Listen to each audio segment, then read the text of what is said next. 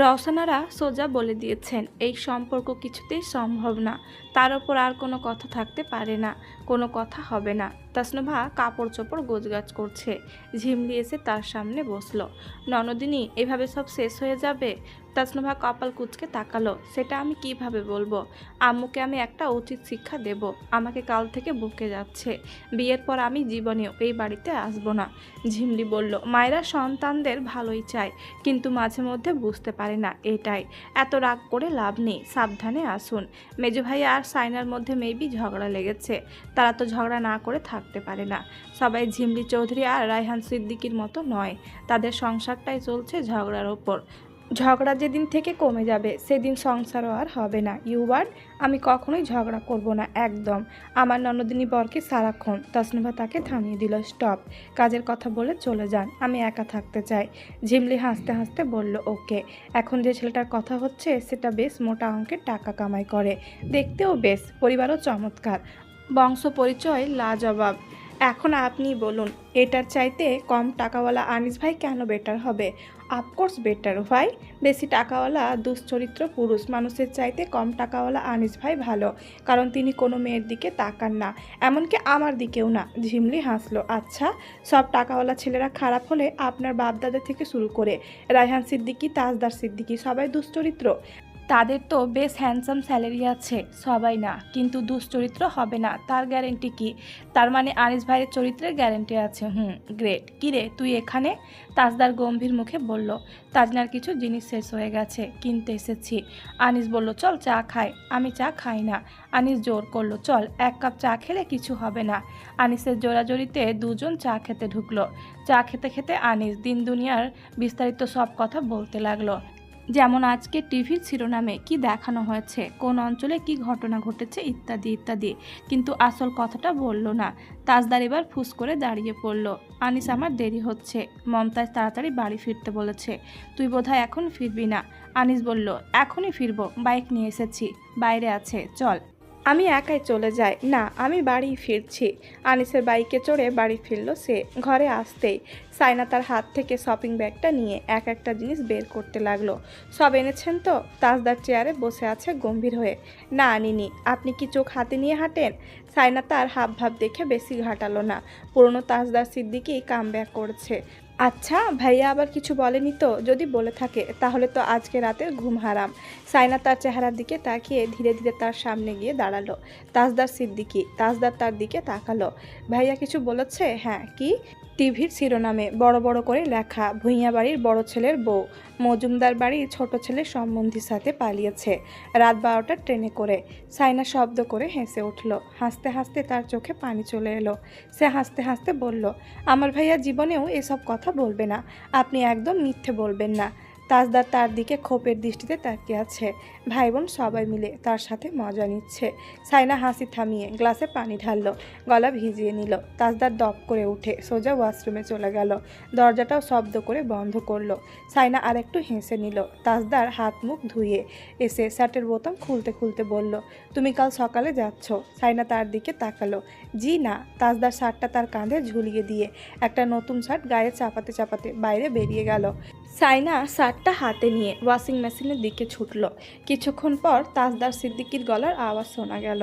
সাইনা কপাল চাপড়ালো। আল্লাহ, এই ঝগড়ুটে পুরুষ মানুষকেই শেষমেশ আমার কপালে জুটতে হলো। তাজনাহা তার ছোট ফুপুর কাছে। সাইনা তার হাতে মেয়েকে দিয়ে নিশ্চিন্তে থাকতে পারে। সে মাথায় কাপড়টা তুলে ড্রয়িং রুমের দিকে গেল। সবার গলার আওয়াজ শোনা যাচ্ছে, কারো কথা স্পষ্ট বোঝা যাচ্ছে না। আজ রাতের মধ্যে কিছু না কিছু সমাধানে আসবে। তাজউদ্দিন সিদ্দিকী বলল, তাজের শ্বশুরবাড়ির লোকেরা এখন সময় চাইছে ঠিক, কিন্তু কিছুদিন পরে বলবে এটা কোনোভাবেই সম্ভব না। তাজদার শান্ত হয়ে সব কথা শুনছে। হঠাৎই বলে উঠল, আব্বু, তাজের শ্বশুরবাড়ির কথাটা বাদ। রায়হান বলল, আব্বু, ওটা বাদ দিয়ে কথা বলো। তৌসিফ বলল, শ্বশুরবাড়ির বদনাম নেওয়া যায় না। সাথে সাথে তাজদার সায়নাকে দেখলো সিঁড়ির কাছটায় নড়ে চড়ে বসে বলল, আমার নাম যেন উচ্চারণ না হয়। শ্বশুরবাড়ি টশুরবাড়ি এইসবে নো অবজেকশন। সায়না হাসলো না, গম্ভীর মুখে তার দিকে চেয়ে রইল। আচ্ছা, রওশনারা বলল, ওরা সময় চাওয়ার সুযোগই বা পেল কেন? সাইনার পেছনে ঝিমলি এসে দাঁড়িয়েছে, এক বইয়ের সামনে আর এক বইয়ের বাপের বাড়ির নামে। সাইনার দিকে তাকিয়ে তাজদার বলে উঠল, আম্মু, ওই বাড়ির সম্পর্কে আর একটা কথাও আমি শুনতে চাই না। রওশনারা তখনই সাইনাকে খেয়াল করলো, বলল, তোমার বউকে তুমি বাপের বাড়িতে নেওয়ার যেতে বলেছিলে না? যায়নি কেন? এসব শোনার জন্যই তো যায়নি। রওশনারা এইবার কেন যেন সংযত হয়ে কথা বলতে পারছেন না। এইবার ওনার অন্য রূপ দেখছে সাইনা। বড় আম্মুকে সে ছোট থেকে অন্যরকম ভেবে এসেছে। প্রতিবার সে যার কাছে আশা নিয়ে গিয়েছে ততবারই হতাশ হয়েছে। এইবারও সে আর কোনোদিন কারো ওপর কোনো আশা রাখবে না। ও যেহেতু শুনতে চাইছে শুনুক। ওর বাড়িতে মেয়ে দেওয়ার জন্য আমি বসে থাকিনি। ও একটু নিঃশ্বাস ফেলেনি এত কিছু জানার পরও। তাজদার সাথে সাথে বলল, ও কিছু জানতো না, এমনকি আমিও না। বড় বৌমা জানতে পারলে ও জানবে না কেন? আমাকে কথা শিখিও না তাজ। আমি তো বলছি ও জানতো না, তুমি হঠাৎ করে বইয়ের হয়ে কথা বলছো কেন? তাজদার আঙুল তুলল। এই সাইনা, তাকাতে সে ইশারা করলো চলে যেতে। সাইনা চলে গেল, তবে আড়ালে। তুমি সব কথায় ওকে টানবে না। এগুলো এক্সট্রা ঝামেলা বাড়াচ্ছে আম্মু। এক্সট্রা ঝামেলা তুমি নিয়ে এসেছো এই বাড়িতে। তোমাকে দেখে নোভা শিখেছে, নইলে ওই বাড়ির সাথে আমাদের কি? তোমাকে এই সব কথা বউ শিখিয়ে দিয়েছে তাই না? সে তো শিখিয়ে দেওয়ার জন্যই থেকে গেছে, নইলে বাপের বাড়ি যায়নি কেন? তাজদার রায়হানের দিকে তাকালো। বারবার এক কথা, বারবার এক কথা। সে হাত দিয়ে মুখটা মুছে নিয়ে কঠোরভাবে বলল, সাইনাকে কেন শিখিয়ে দিতে হবে? এর আগে আমি কখন এত ভালো ছিলাম? সেটাই তো সব সমস্যার মূল তো তুমি। Yes I am. আমি ওই বাড়ির মেয়ে বিয়ে করে ভুল করেছি, এখন একটা বাচ্চা মেয়েও হয়েছে। আমি একটা কাজ করি, মা মেয়েকে একেবারের জন্য পাঠিয়ে দিই।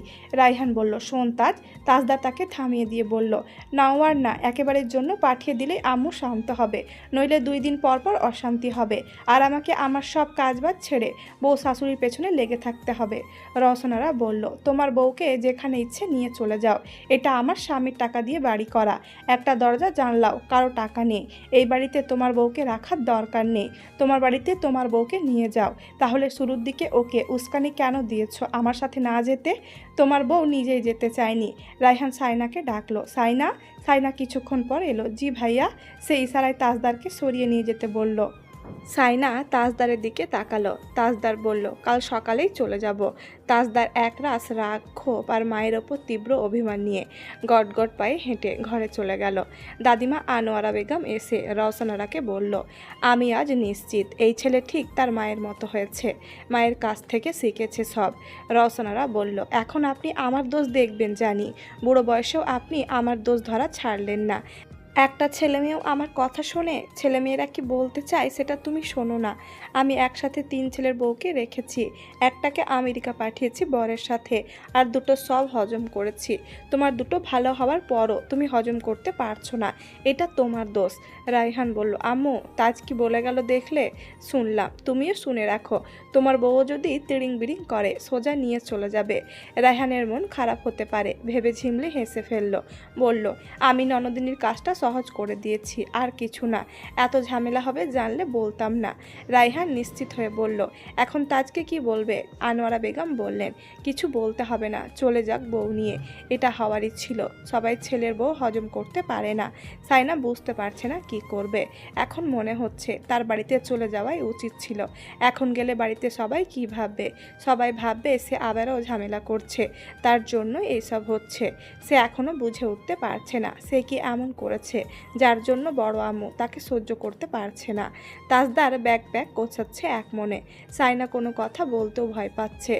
সে চোখের কোণা মুছে আলমারির কাছে যাবার সময় তাজদার তার মুখের দিকে তাকালো, ব্যাগের চেন বন্ধ করতে করতে। সাইনা কিছু বলতে পারল না। দরজায় শব্দ হলো। ঝিমলি বাসন নিয়ে দাঁড়িয়ে আছে, ভাত। সাইনা তাজদারের দিকে তাকালো। তাজদার বলল, এই বাড়ির একটা দানা পানিও খাবো না, নিয়ে যাও। আপনি গরুর মাংস এনেছেন না? সাইনা ওটা রেঁধেছে নিজ হাতে, ও বেচারি এত কষ্ট করে রেঁধে বেড়ে না খেয়ে থাকবে? তাজদার সাইনার দিকে তাকালো। ইশারা পেয়ে সাইনা বাসনটা নিল। ঝিমলি দুজনের জন্যই ভাত মাংস দিয়েছে ভরে ভরে। ভাতের বাসনটা টেবিলে এনে রাখলো সে। তাজদার শব্দ করে দরজা বন্ধ করে দিল। তাজদার সিদ্দিকি এক ফোঁটা পানিও খাবে না জেনেও সাইনা তাকে ভুলিয়ে ভালিয়ে খাওয়ানোর চেষ্টা করলো। হাতে হাতে কাজ করে দিতে দিতে বলল, আমি আপনাকে খাইয়ে? তাজদার গর্জে উঠল, তুই খা, তোর খুব খিদা সাহিদা শ্বশুরবাড়ির ভাত খাওয়ার জন্য। সাইনা চমকে উঠল, কেঁদে ফেলবে মনে হতেই। তাজদার বলল, একদম কাঁদবি না, তুই রসানারার যোগ্য পুত্রবধূ। আমার কোনো কথা তোদের কানে যায় না, সবসময় আমার দোষ ধরার তালে থাকিস। যা এবার শাশুড়ির পা চাট, তোর সম্মান আত্মসম্মান সব আমার সামনে। শাশুড়ি তোকে সারাদিন অপমান করলেও তুই তার পা চাটবি। যা চাট, আসছে ভাত খাওয়াতে। এই বাড়ির একটা দানা মুখে তুলব না আমি, তুই খা। শ্বশুরবাড়ির ভাত খাওয়ার খুব লোভ তোর। সাইনা কাঁদছে, আবার কাঁদছে। এই দুই মহিলা শেষ করে দিল আমার জীবনটা। একজন জন্ম দিয়ে বাহাদুরি দেখায়, আর একজন আমার বাচ্চা জন্ম দিয়ে বাহাদুরি দেখায়। কাল সকালে গিয়ে আমি গাড়ির রাস্তায় জান দিয়ে দেব, তারপর তোরা শান্তিতে থাকবি। আবার কাঁদে। সাইনা চোখ মুছে ফেলল, বলল, আমি বাড়িতে একটা ফোন করব? করতে হবে না, কোথাও যেতে হবে না, দরকার পড়লে রাস্তায় গিয়ে থাকবো। সাইনা তাকে আর কিছু বলল না। খেতে বসে ভাত মুখে তোলার সময় কাঁদতে লাগলো। তাজদার ব্যাগ ফেলে চেয়ারে গিয়ে বসে আছে। তিতলি দরজার ওপাশে দাঁড়িয়ে আছে। ভাইয়া, বাবু ঘুমে। তাজদার দরজা খুলে তাকে কোলে নিল। তিতলি চলে যেতেই তাজদার দরজা বন্ধ করে কোটে শুইয়ে দিয়ে আবারও চেয়ারে গিয়ে বসে পড়ল। সাইনা কাঁদছে দেখে মনে হতেই তার হাত ধরে টেনে তুলে বুকের সাথে জড়িয়ে ধরল। সাইনা তার সাথে মিশে গা দুলিয়ে কাঁদতে লাগলো। লাল শাক নিয়ে এসেছেন আফসার সাহেব, সাইদা সেগুলো বেছে রাখছেন। সকালে কাজের শেষ থাকে না, রাতে কিছু করে রাখলে কাজ কমে আসে। সকাল হতে হতে কখন যে বেলা 11টা-12টা বেজে যায় খেয়ালই হয় না। আনিস ঘরে এলো। ভাগ্নিদের দোকান থেকে ঘুরিয়ে নিয়ে এসেছে চিপস চকলেট পেয়ে তারা মহা খুশি। তাকে দেখে শর্মিলা বলল, ভাইয়া কিছু লাগবে? না, আম্মাকে খুঁজছিলাম, আম্মা এখানে। তারা দুই বোন উঠে চলে গেল। আনিস এসে মায়ের পাশে বসলো মেঝেতে। শাক বেছে দিতে দিতে বলল, মাছগুলো কেমন আম্মা? আজকে রাঁধিনি, ফ্রিজে রেখে দিয়েছি, কাল দুপুরে রাঁধবো। ভাবতেছি ছোট জামাইকেও বলবো কাল দুপুরে এখানে দুটো ভাত খেতে, বড় জামাইদের সাথে। ও তো আমার ওপর রাগ করছে, আসবে না বলল। কেন? আনিস আর কিছু বলল না। সাহিদা বেগম অবাক হয়ে গেলেন। পরে সব মনে পড়তেই ভাবলেন, জামাইটার ওপর না জানি আবার কোন ঝড় আসে। মেয়েটাকেও কথা শোনাবে রায়হানের মা। এবার চিন্তা হতে লাগলো, তুই আর কোনো মেয়ে পেলি না আনিস? ওই মেয়ে আমাদের বাড়িতে সংসার করবে? তোর মনে হয় ছোটবেলা থেকে ওই মেয়ে এমন, হাসি ঠাট্টা বোঝে না, 10 জনের সাথে মিশে না। আনিস শাক বেছে যাচ্ছে খুব যত্ন করে। ওই মেয়ে গুরুজন টুরুজন তোয়াক্কা করে না, সব জানি আমি। ওই মেয়ে যার ঘরে যাবে তার ঘরে আগুন জ্বলবে দেখিস। ওই বাড়িতে বউ 3টেই ভালো, তারপরও আগুন জ্বলে। কোন বাড়িতে? রজবালির বাড়িতে। শাশুড়ি পরের মেয়েদের দেখতে না পারলে তাদের কি দায়? সারাক্ষণ খাবার খোটা দেয়, আগুন জ্বলবে না?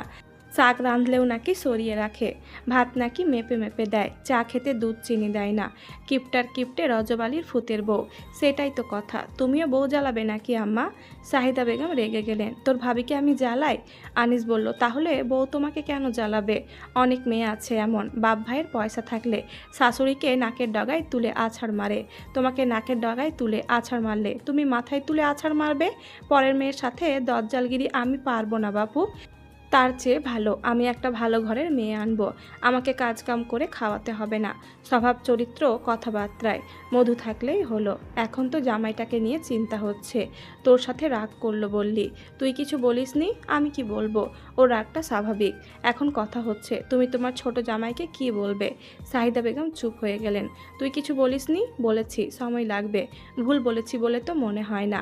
আমার তো পরিবারের সম্মতি লাগবে, হুট করে বিয়ে করে ফেলবো এমন কথা বলা যায় নাকি?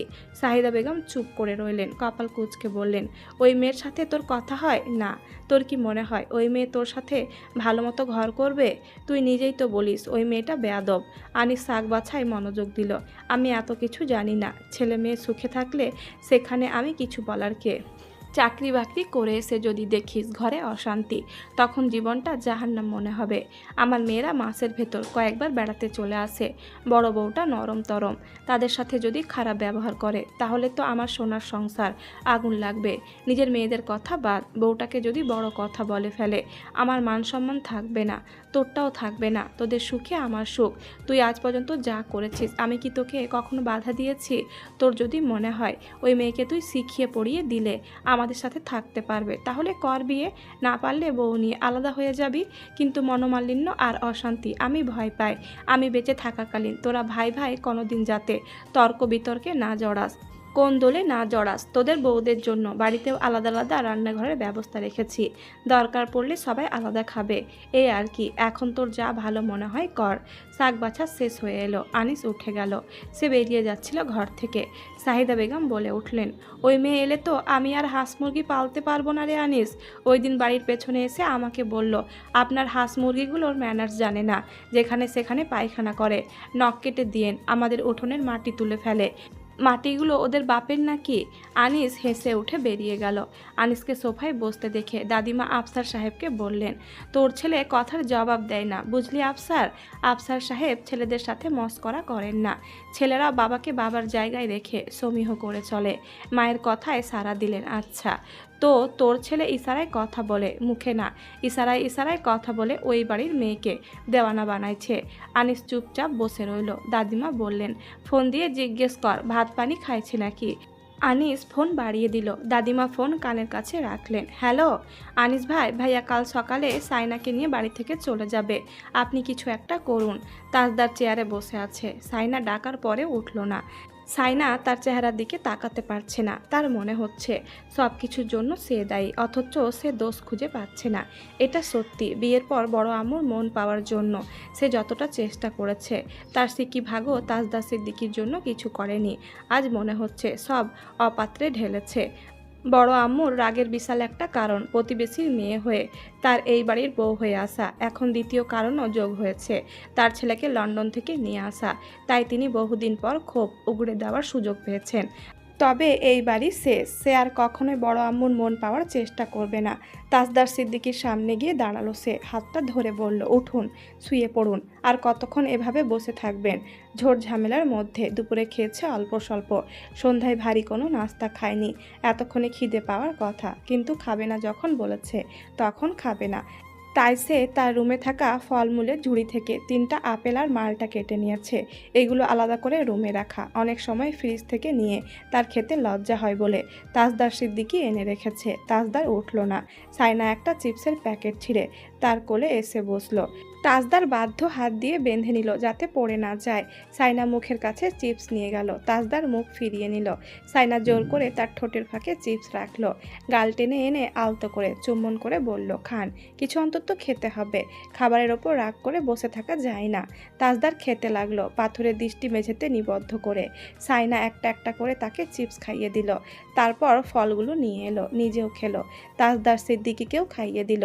খেতে খেতে বলল, এখন আমরা একটু ঘুমাই, কাল সকালে আপনি আমাকে যেখানে যেতে বলবেন আমি যাব, প্রমিস। শুনুন। তাজদার তার মুখের দিকে তাকালো। সাইনা তার মুখের সামনে মুখ নিয়ে এসে বলল, পাক্কা প্রমিস, এবার আসুন। ঘুম না হলে শরীর খারাপ করবে, আমি তো পাগল হয়ে যাব, আসুন। তাজদার চেয়ার ছেড়ে উঠে দাঁড়ালো। সাইনা কটের পাশে বসে বাবুর মাথায় হাত বুলিয়ে দিচ্ছে। আপনি আজকে বাবুকে একটু আদরও করেননি, কি পাসান বাবা। সাথে সাথে তাজদারের উত্তর এলো, সেরা বাবা হওয়ার জন্য সেরা সন্তান হতে হয়, সেরা ভাই হতে হয়, সেরা স্বামী হতে হয়। আমি এর কোনোটাই না। তাকেও শিখিয়ে দেবে আমার কাছে যেন কোনো এক্সপেকটেশন না রাখে। সাইনা অবাক চোখে তার দিকে তাকালো। এভাবে বলতে পারলেন? পারলাম। তুমিও রেখো না, যতটুকু পেয়েছো সন্তুষ্ট থাকো। আমার আর কিছু করার নেই।